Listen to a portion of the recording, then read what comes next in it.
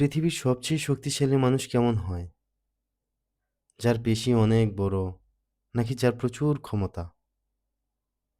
আমরা অনেকেই ভাবি, যে কখনো কাঁদে না, যে কখনো নিজের দুর্বলতা প্রকাশ করে না, সেই হয়তো সবচেয়ে শক্তিশালী।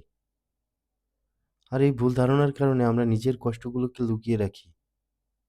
ভেতরে, ভেতরে ভেঙে পড়ি, কিন্তু কাউকেই বুঝতে দেই না। আসল সত্যিটা তো হলো, নিজের অনুভূতিগুলোকে চেপে রেখে, কষ্ট পেয়েও জোর করে আমি ঠিক আছি বলাটা কোনো শক্তিই নয়। এটা ধীরে, ধীরে আমাদের ভেতর থেকে আরো দুর্বল করে দেয়।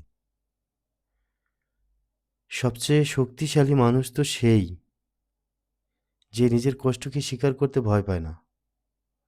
যে রাতে একা, একা কাঁদে, নিজের সবটুকু ভেঙে পড়তে দেয়।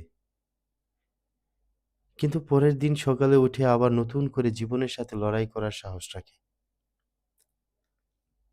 তাই নিজের কষ্টকে দুর্বলতা ভাবার কোনো কিছু নেই। আপনি কাঁদেন, তার মানে আপনার মন আছে। আর আপনি বারবার ঘুরে দাঁড়ান, তার মানে আপনি আসলেই শক্তিশালী।